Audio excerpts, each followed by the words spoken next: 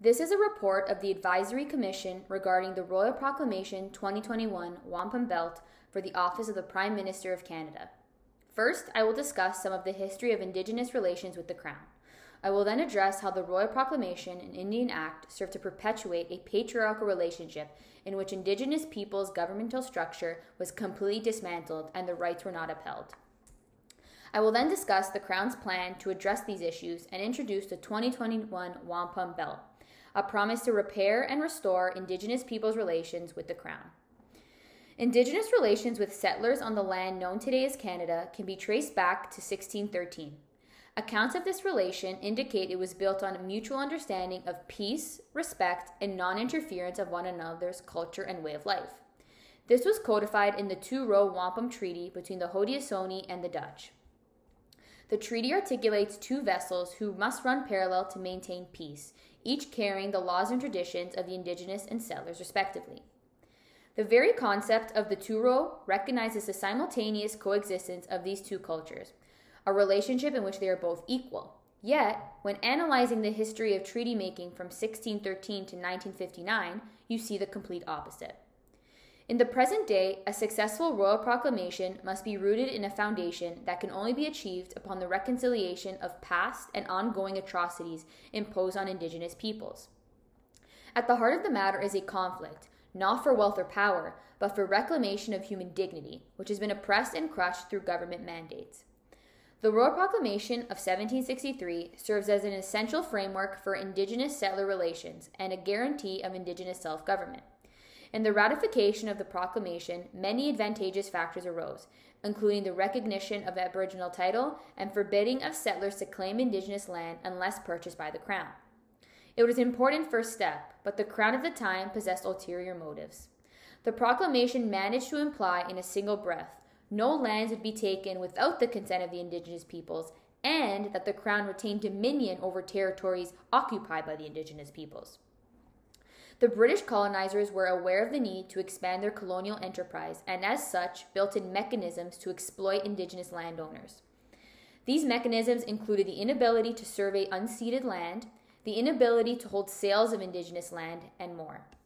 Therefore, what the Royal Proclamation of 1763 achieved was recognizing Indigenous rights to lands, but through policies manufactured to extinguish these rights in the furtherance of British colonizer interests. The Treaty of Niagara was tied to the Royal Proclamation of 1763. The promises made here included respect for Indigenous sovereignty, mutual peace, respect, and friendship. Today, the treatment of the Treaty of Niagara is often viewed as simply words on paper and non-binding. The Royal Proclamation of 2021 will have to honor its promises. Its success will rely on brutal transparency on the government's motives and interests. The Indian Act of 1876 was a vicious attempt at assimilating Indigenous peoples into colonizer society.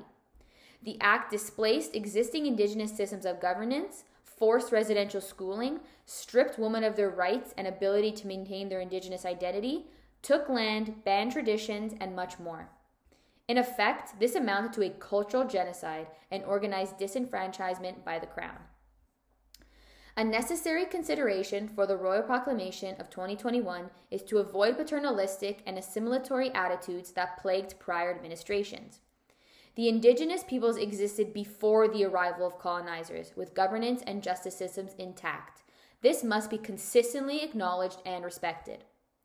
The Royal Proclamation of 2021 must advance access to resources, recognize land titles, and recognize this independence and self-sufficiency that has been stripped away from the Indigenous peoples, leaving many in socioeconomic disarray. To mend these manufactured problems, the Royal Proclamation of 2021 must emphasize a concerted effort from the Crown to rectify all wrongdoings that places the Indian Act has manifested itself.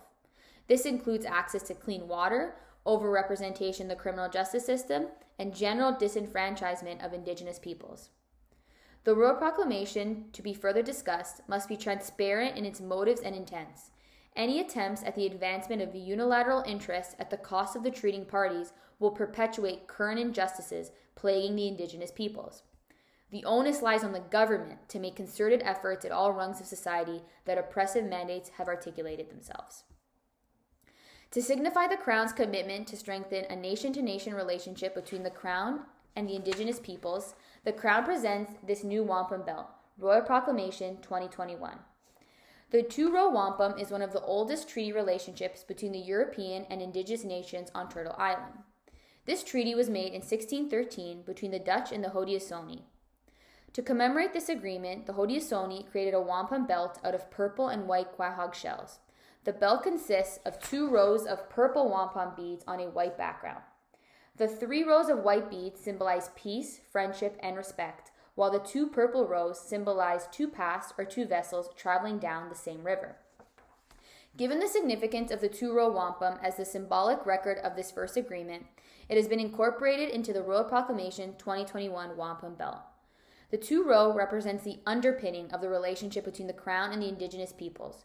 It is a foundational philosophical principle, a universal relationship of non-dominance, balance, and harmony between forces.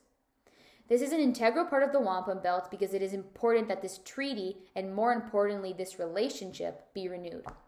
When the treaty was made, it was understood by the Haudenosaunee that it would last forever, as long as the grass is green, as long as the water flows downhill, and as long as the sun rises in the east and sets in the west. The Crown is committed to renewing and fostering this relationship, which outlines that peace, respect, and friendship can exist within different cultures. The 2-row functions as a framework for decolonization across Turtle Island and the renewed promise to support the Indigenous peoples and their right to maintain themselves on their own land, pursuant to their own systems of governance, organization, beliefs, and traditions. The 2-row also represents this revitalized relationship as one between brothers and not a patriarchal relationship. In between the 2 rows, there are 2 figures, one representing the Crown and the other representing the Indigenous peoples. In between these 2 figures is a circle in which they are both attached to.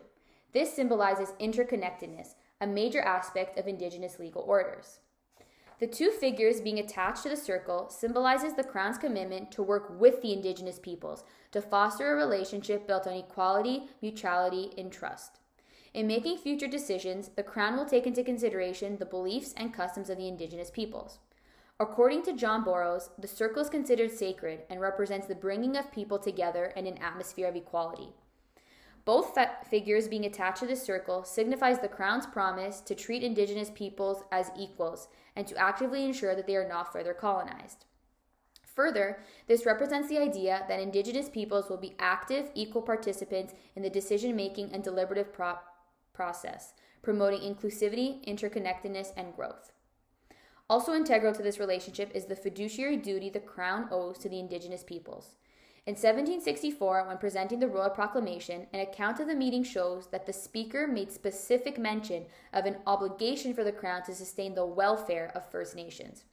This was outlined through the words, "If you should ever require my assistance, send this belt, and my hand will be immediately stretched forth to assist you." The Crown is also restoring this promise. Not only does this circle represent equality and mutuality, but also a renewal of the Crown's fiduciary duty to the Indigenous peoples. One example specifically is the Crown's commitment to end the long-term water advisories on First Nation reserves. The Indigenous peoples have been disproportionately affected by the negative effects of the long-term boil advisories. It is the Crown's duty to ensure that all Indigenous peoples have access to clean, healthy water. Given the spiritual connections and cultural uses of water that are essential to many First Nations communities, the Crown will work with the Indigenous peoples following the two-eyed seeing approach to provide resources that will meet community water needs. Further, radiating from the circle on the wampum belt will be beams of light similar to the sun. According to Indigenous traditions, the sun is the provider of healing energy and peace. The extensive history of colonization and inhumane treatment of Indigenous peoples cannot be disregarded. Acknowledging that the rights of Indigenous peoples were not upheld and the detrimental consequences that came as a result of this is an important first step to the healing process and bringing about peaceful relations in the future. Renewing nation-to-nation relationships will not be successful if the motives of the government are not those which are explicitly stated. This is recognized in the Royal Proclamation 2021 Wampum Belt.